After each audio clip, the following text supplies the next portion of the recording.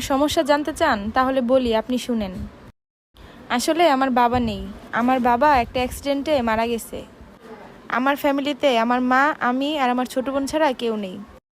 আমার মা পরের বাসায় কাজ করে, আর আমার মার পক্ষে একা পরের বাসায় কাজ করে দুই বোনের লেখাপড়া চালানো সম্ভব না।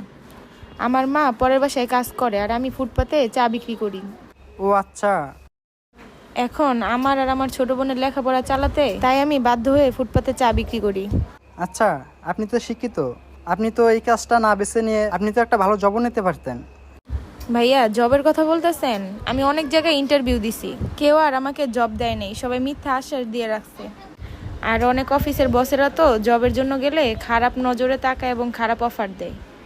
তাদের অফারে আমি রাজিও হই না, তাই চাকরিটাও হয় না। সবই তো বুঝলাম, কিন্তু আপনি ওদেরকে দেখে এভাবে দোকানদারি বাদ দিয়ে ওদেরকে দেখে লুকিয়ে পড়ছিলেন কেন? ভাইয়া, ওরা হচ্ছে আমার কলেজের বন্ধু। ওরা যদি জানতে পারে যে আমি ফুটপাতে চা বিক্রি করি তাহলে এগুলো নিয়ে অনেক হাসাহাসি করবে।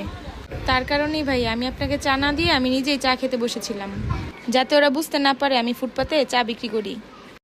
আর আমি যে ফুটপাতে চা বিক্রি করি ভাইয়া, এই বর্তমান সমাজে লোকেরা এগুলো ছোট নজরে দেখে। কিন্তু ভাইয়া, এছাড়াও তো আমার কাছে আর কোনো উপায় নেই। আমি আর কি করব? আমার ছোট বোনকে তো লেখাপড়া করে বড় করতে হবে। তাছাড়া আমারও তো অনেক ইচ্ছা আছে, আমি লেখাপড়া করে অনেক বড় কিছু হব। প্লিজ ভাইয়া, আমি আপনার চাটা খেয়েছি বলে আপনি কিছু মনে করেন না, আমি আবার আপনার চা বানিয়ে দিচ্ছি। এই আপু দাঁড়ান। জি ভাইয়া, কিছু বলবেন? সত্যি কথা বলতে আপু, আপনার কথাগুলো শুনে না আমার অনেক খারাপ লাগলো। ভাইয়া, গরিবের কষ্ট শুনে সবারই খারাপ লাগে, কিন্তু কেউ আর সাহায্যের জন্য এগিয়ে আসে না। সত্যি কথা বলতে আপু, আপনার কথা শুনে কে কি ভাবলো না না ভাবলো সেটা আমি জানতে চাই না, তবে এটা আপনার কথাটাও সত্য।